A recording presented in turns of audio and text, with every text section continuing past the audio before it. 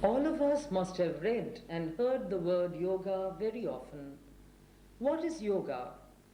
Yoga is one of the 6 principal systems of Indian thinking. These 6 systems, known as darshanas, have their source in the Vedas. Hence, they are known as Vaidika darshanas. The other 5 Vaidika darshanas are Nyaya, Vaiseshika, Sankhya, Mimamsa, and Vedanta. Sage Vedavyasa classified the Vedas into Rig Veda, Yajur Veda, Samaveda, and Atharvana Veda. The word Veda is derived from the Sanskrit root vid, meaning to know. Yoga has existed since times immemorial. In the seals of Mohenjo-daro, we see a depiction of Mula Bandhasana. The famous sculpture of Buddha in yogic posture is also a very familiar example to show the antiquity of yoga. What is yoga? There are several explanations given, but let us take a look at some of the important ones, more relevant to us. One of the explanations given for yoga is to reach a point we have not reached before. If there is something that we cannot do today, and if we find a way by which we can do it in course of time, That movement is yoga. A beginner in yoga will be unable to do Sirasasana when he starts practicing. But in course of time, he may be able to do Sirasasana. That is yoga for him. For a mountaineer, climbing up the peak after several failures can be yoga. For a child, being able to solve a puzzle can be yoga. Yoga also means to act in such a way that all our attention is focused upon that action. Yoga helps us to control the senses and reach the point that we are aiming at. Our ancient literature cites the example of the charioteer who controls the horses to move towards the chosen destination. In this analogy, the charioteer is the mind, the chariot stands for the body, and the horses represent the senses. Yoga is the coordination of the body, breath, and the mind so that we are always present in every action. Yoga also enables us to reduce distractions, helping us to concentrate on a particular task. We can see that the students in this classroom are distracted in several ways. Though they are physically present in the classroom, the students are not giving all their attention to what the teacher is saying. Yoga aims to reduce these distractions and develop attention. The most authoritative text on yoga is the Yoga Sutra by sage Patanjali. Some of the other texts are Yoga Yajnavalkya by sage Yajnavalkya, Hatha Yoga Pradipika by Swatma Rama, and Yoga Rahasya by sage Nathamuni. Besides these texts that deal only with yoga, there are other important texts which talk about yoga, though they also deal with various other subjects. Among the most important texts in this category are the Bhagavad Gita and the Upanishads. Sree Patanjali is the most important personality in the area of yoga as the author of Yoga Sutra. The story relating to the birth of Patanjali talks of a time when evil was prevalent in the world. God-fearing people were unable to contain the evil. They gathered together at the seashore and prayed to Lord Vishnu to help them. Lord Vishnu granted them their wish. He placed a being on their folded hands, a manifestation of the snake Ananta on which Lord Vishnu reclines. This being was called Patanjali, that is, the one who fell into folded hands. He is described as having a human form below the shoulders and 1,000 hoods as a head. In his hand he holds the weapons of Vishnu.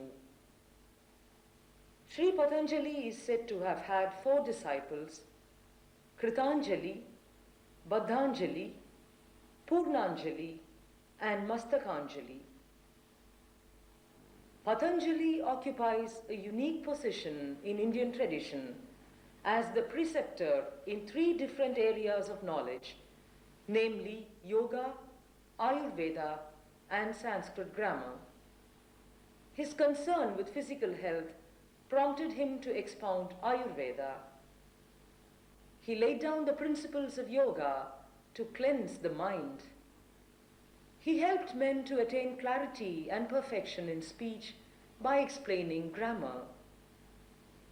He is remembered to this day for his 3 major treatises: Charaka Samhita on Ayurveda, Mahabhashya on grammar, and the Yoga Sutra. Sage Panini had composed the famous sutras of Sanskrit grammar based on the sounds that emerged from the damaru of Lord Shiva during his dance. Lord Vishnu said that none could understand the meaning of Panini's sutras completely, and hence Adisesha should compose a commentary of Panini's sutra. Adisesha was thus born as Patanjali and reached Lord Nataraja at Chidambaram. He then composed the commentary on Panini's grammar known as Mahabhashya. The yoga expounded by Sri Patanjali is commonly known as Ashtanga Yoga, namely the Eightfold Yoga.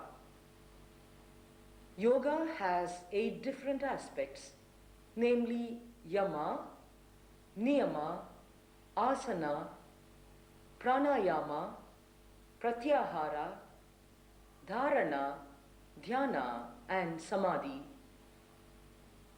In this presentation, we will be concentrating largely on asana. What is an asana? It means a posture or to be established in a particular position. Asanas are named in many ways.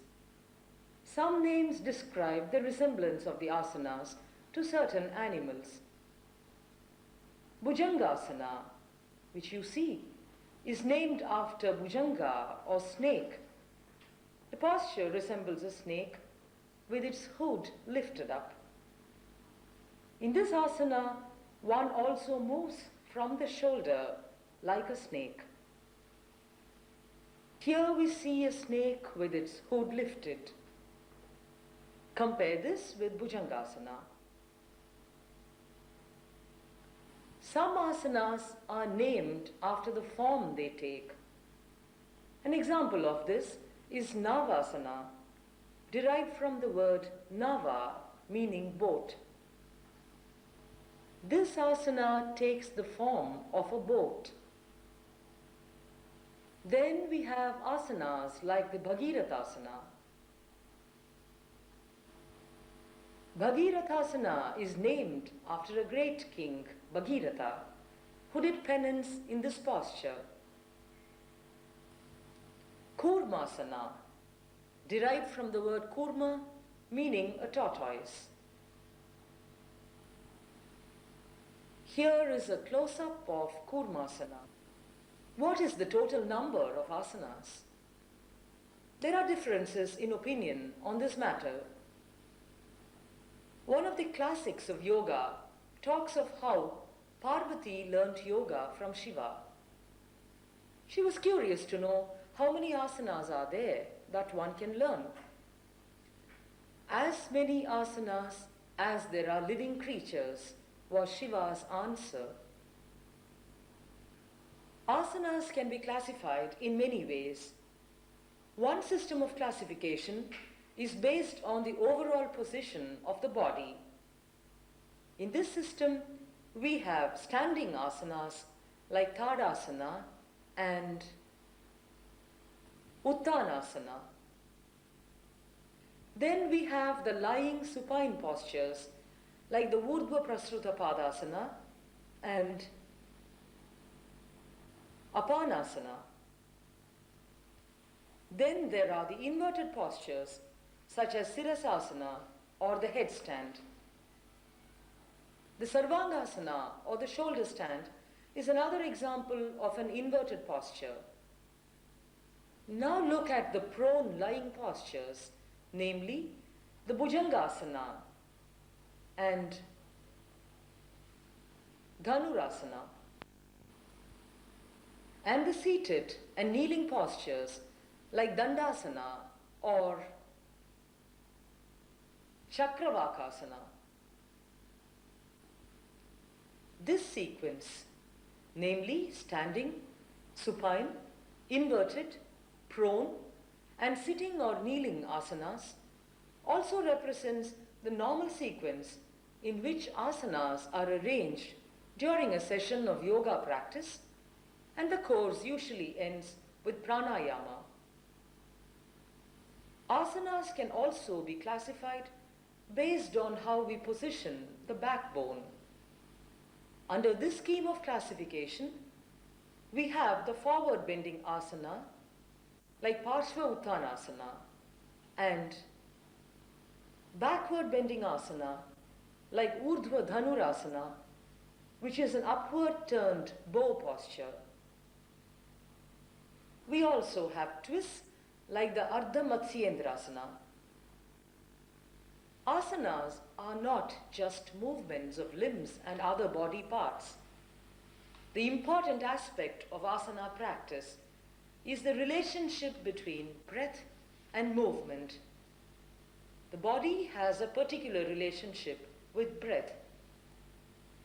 There is a large muscle called the diaphragm just below the lungs.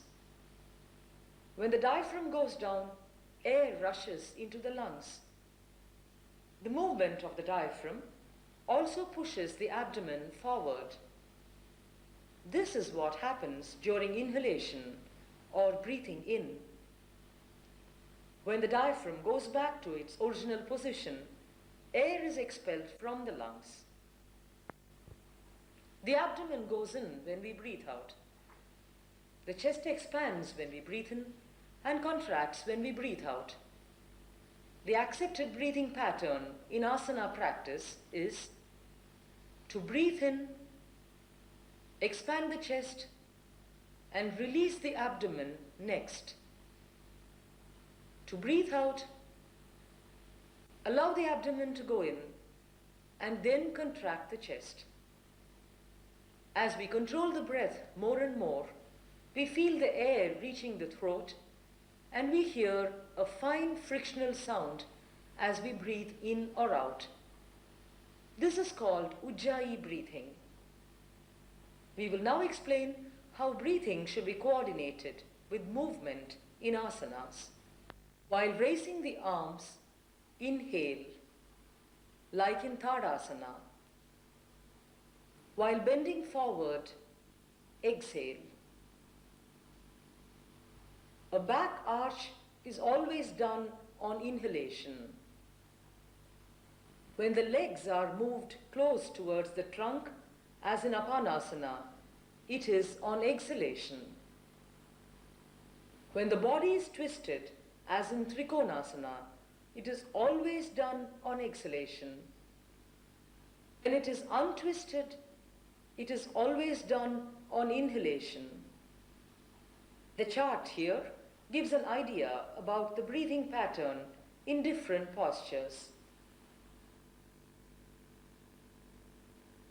Besides the breath pattern that has to be followed, there are other prerequisites for asana practice. Proper clothing to facilitate easy movement is necessary. The clothes should not restrict movements of the body. Asanas should not be done on the bare floor. Our body has certain parts which are hard and certain parts which are soft. For example, the head is hard and the back is soft. Standing postures can be done on the bare floor. However, when we have to lie down or do back bending asanas, we must use the carpet. For example, when we do Dvipadapitam, all the weight goes to the head, and it is quite uncomfortable if we are on the bare floor.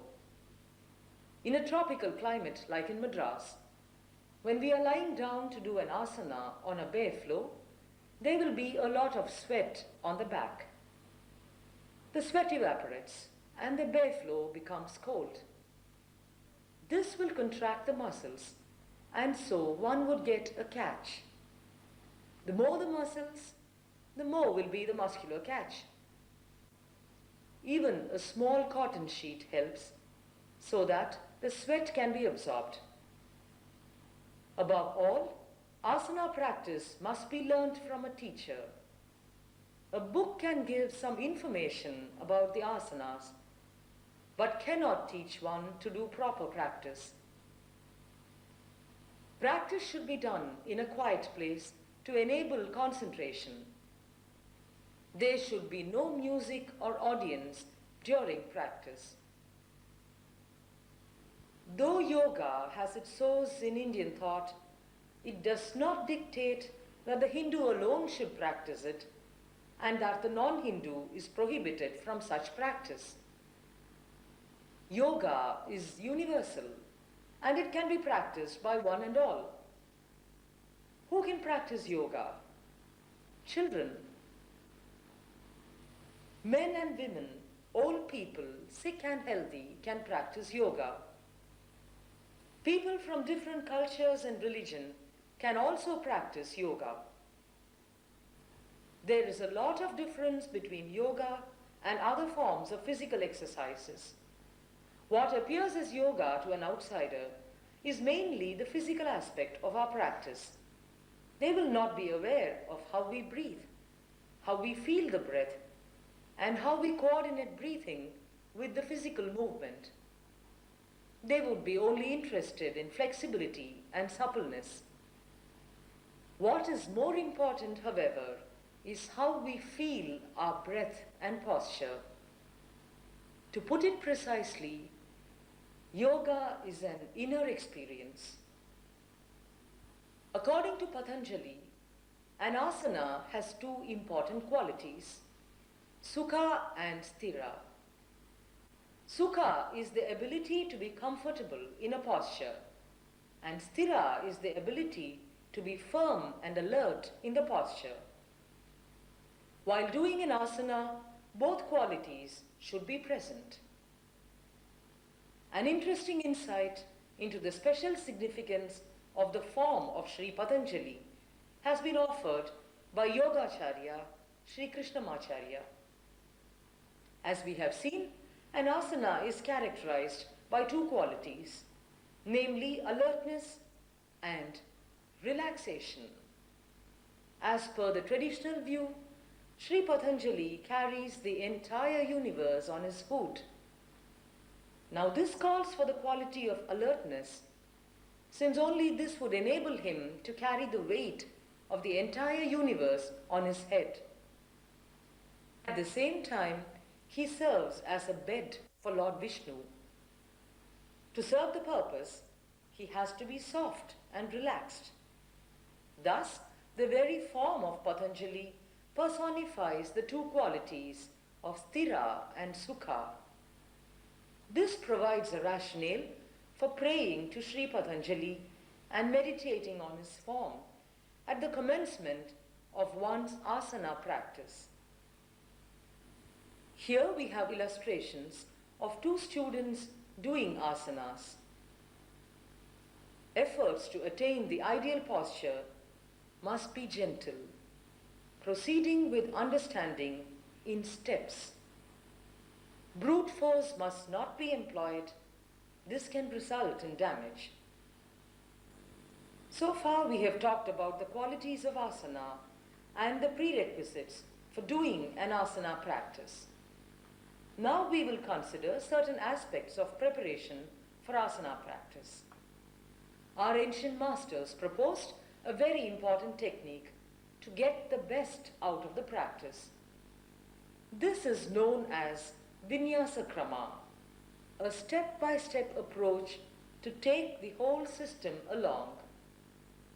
It has the following features. Start from where you are.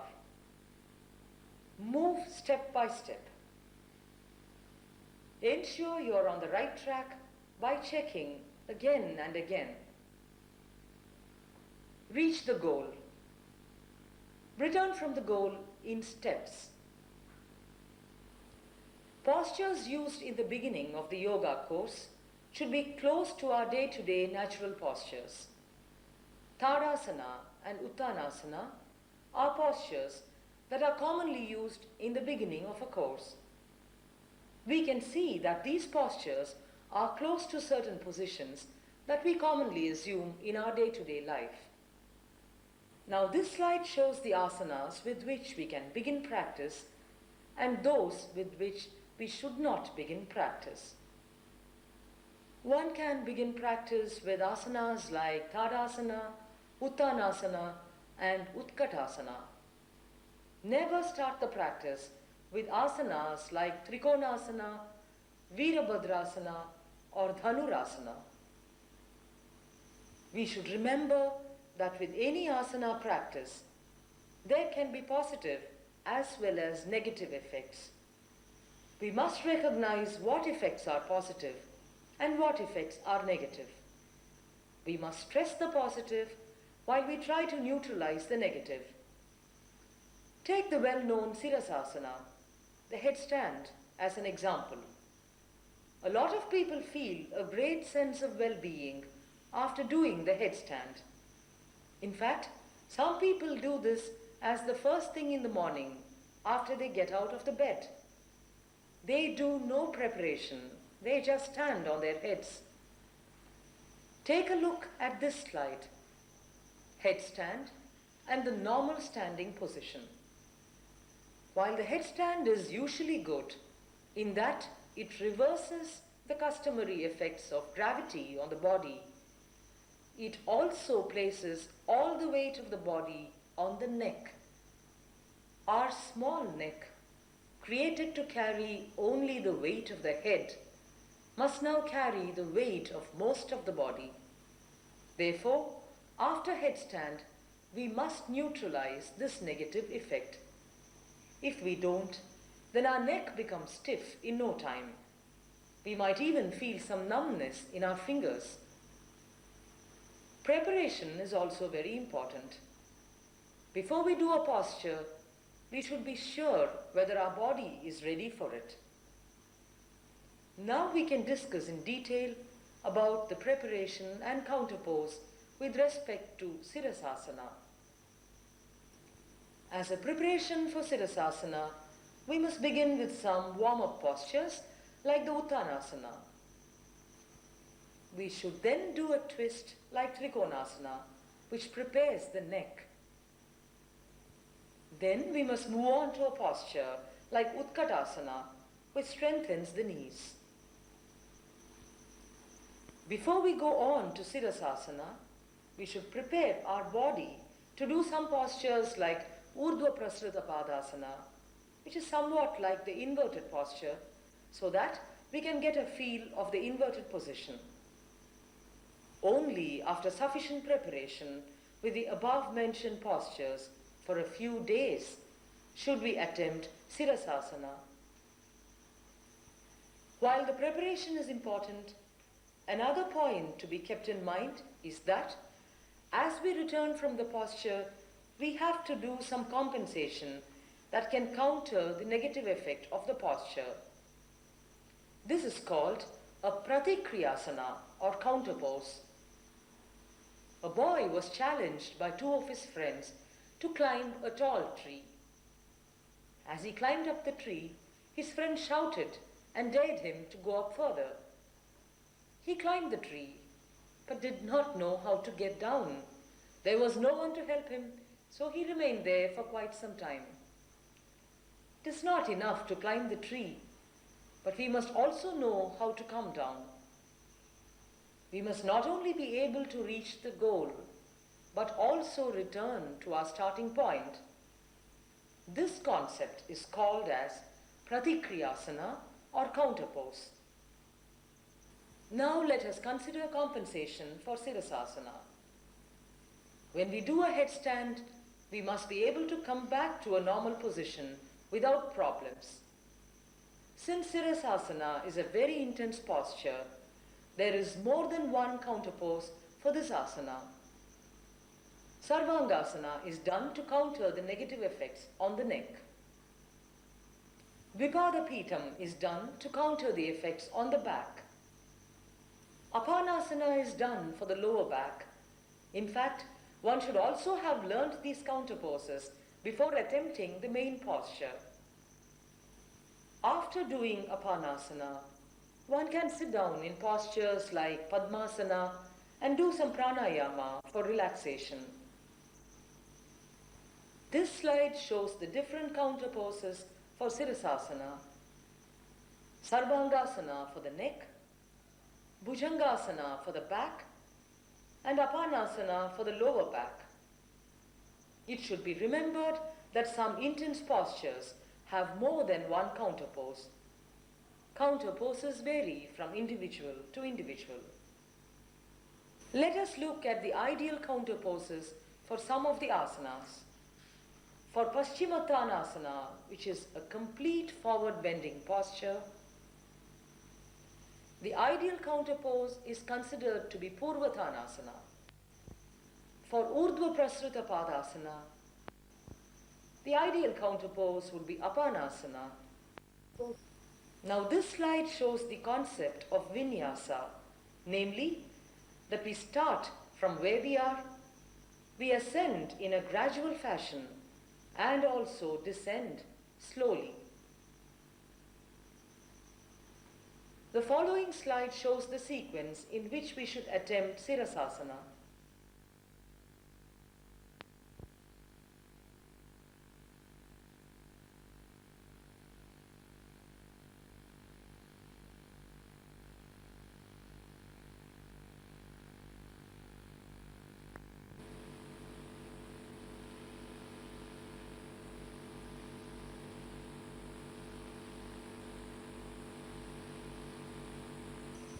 Rest is also an important component of asana practice.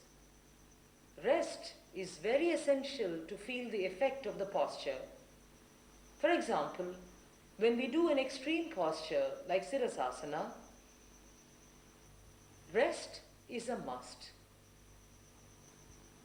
After extreme backward bending like Urdhva Dhanurasana, rest is a must before doing a forward bend, like Paschimottanasana or doing a counter pose. It's a common belief that yoga practice is to be done only during early hours of the morning. While it is true that our ancient seers and Ayurvedic texts place great emphasis on getting up early morning in the Brahma Muhurta, in present day conditions, this may not always be possible. Take the example of a busy housewife. Morning times may be unsuited for her to do yoga practice. She has a number of household chores. The convenient time for her to do yoga may be around 10 a.m. after she has seen the children to school, her husband to the office, and put the baby to sleep. So, practice should be done when the person is not likely to be disturbed. It can be early morning or late morning or even in the evenings, according to the individual's convenience. However, it is better to practice around the same time every day. Regular daily practice is more effective than weekend practice. Often we are disappointed when we are not able to do an asana perfectly. It is not possible for everybody to perfect all asanas. Doing asanas perfectly and understanding what it entails is quite a different thing. Never try to force the body. Asanas can be modified to suit an individual. In this slide we see two youngsters doing Utkatasana. The one on the right is able to do it comfortably, whereas the one on the left needs a support to rest her heels. She cannot come down all the way comfortably, and hence she is doing the asana with a carpet to support her heels.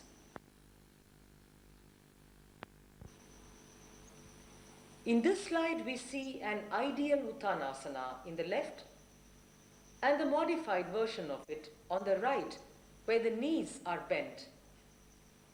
The boy on the right does not have flexible knees.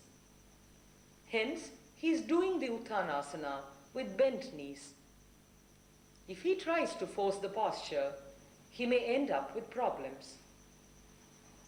According to our ancient masters, yoga can be practiced in 3 different ways depending on what we are aiming for. Shakti Krama, to gain health and strength. Chikitsa Krama, as therapy to be rid of diseases. And Adhyatmika Krama, for achieving the higher goals of life and moksha. When a person who is not healthy practices yoga, he needs constant watch. Mr. Krishnan, who was under medication for high blood pressure, had taken to yoga and he felt much better. One day when he got up after his yoga practice, which ended with a prolonged savasana, he felt dizzy and could not hold himself. A doctor nearby took his blood pressure and found it below normal. He had not mentioned about his yoga practice to the doctor attending on him.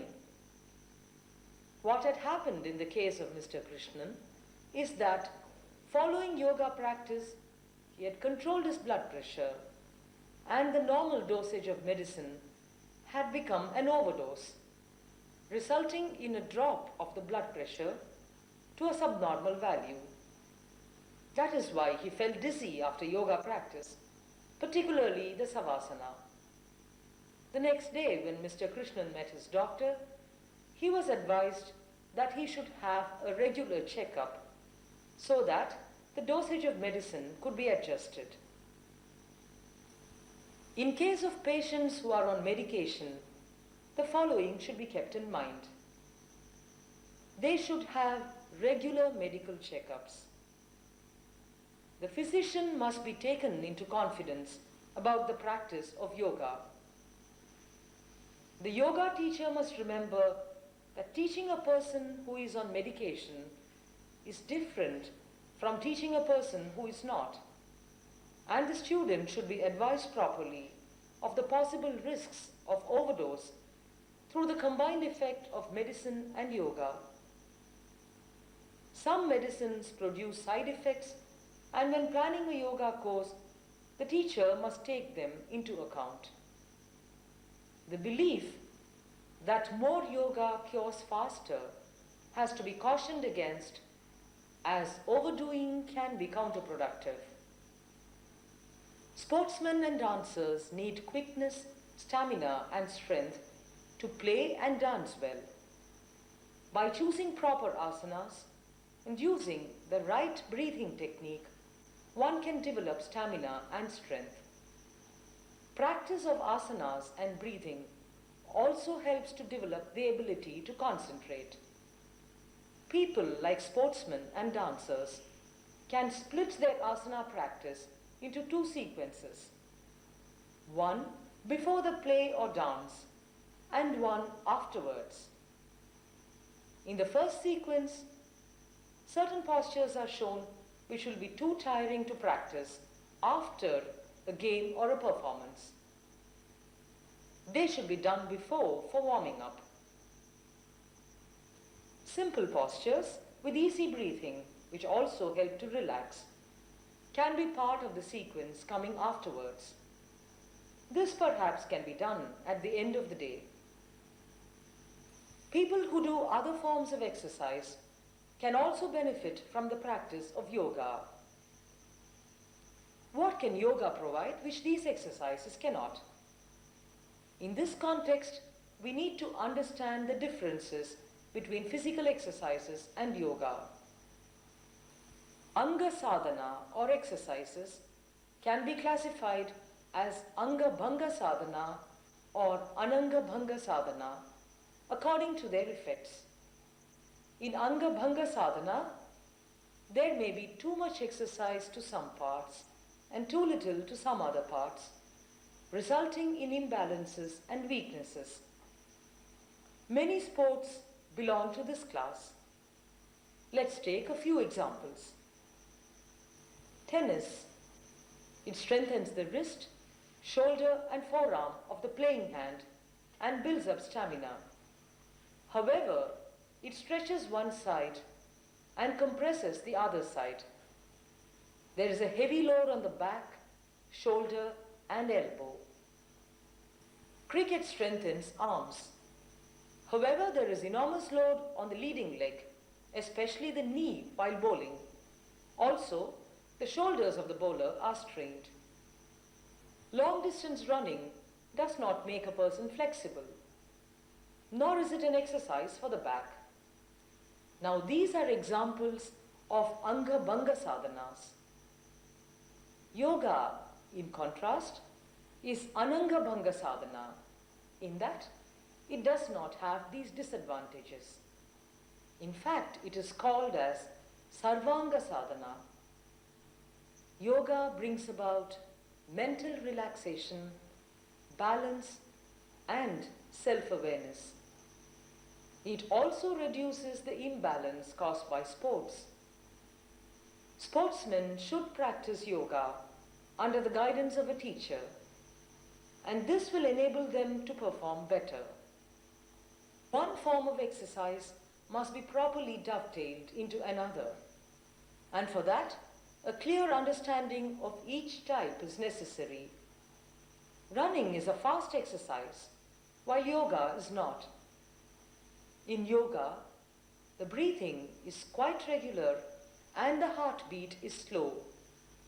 But running is dynamic, where the legs are constantly on the move, the breathing is rapid, and the heart rate may go well beyond 120 beats a minute.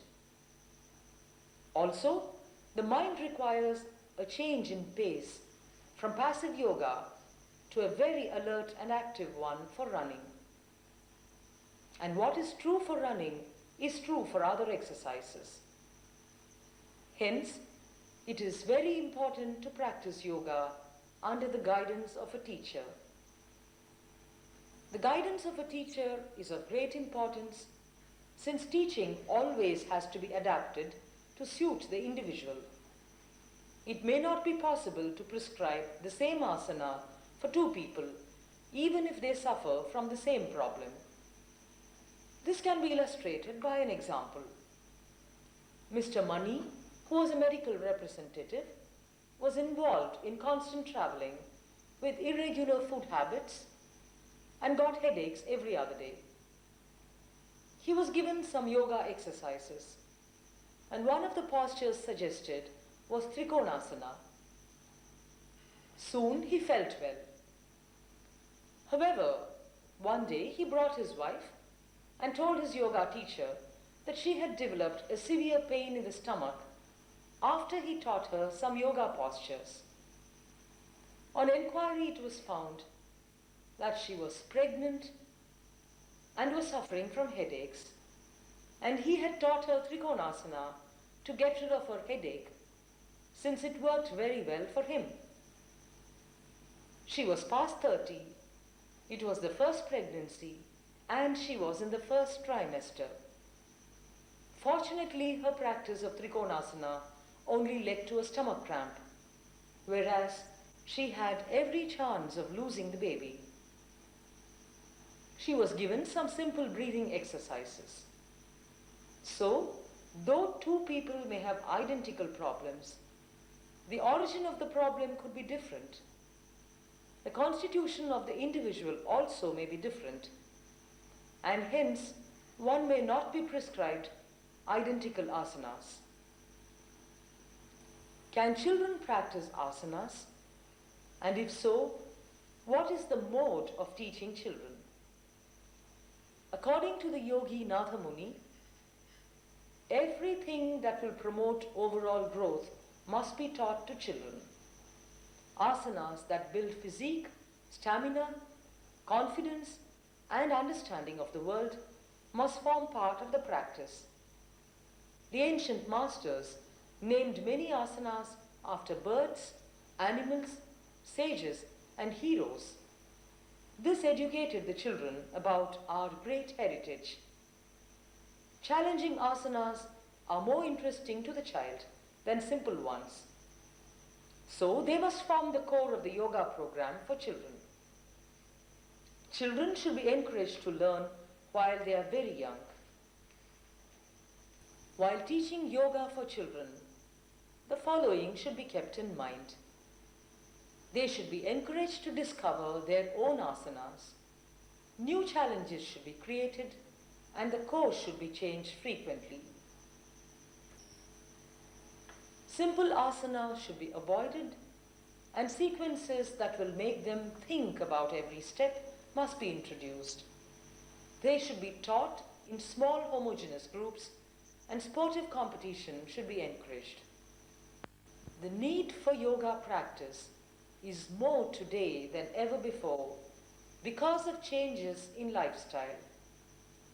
A lot of our activities may be performed by labor-saving and time-saving devices. This has resulted in less flexibility. For example, computers have assumed a vital role in our life. While they have simplified our workload, they do not help with physical fitness. There is a need to adapt and modify the practice of yoga, not only to suit individual requirements, but also to suit our current lifestyle. The basic concepts and approach of yoga are timeless in their appeal. We are indeed fortunate that there has been an unbroken line of acharyas, living masters of this heritage, who have helped us to interpret and adapt the theory and practice of yoga to suit our times.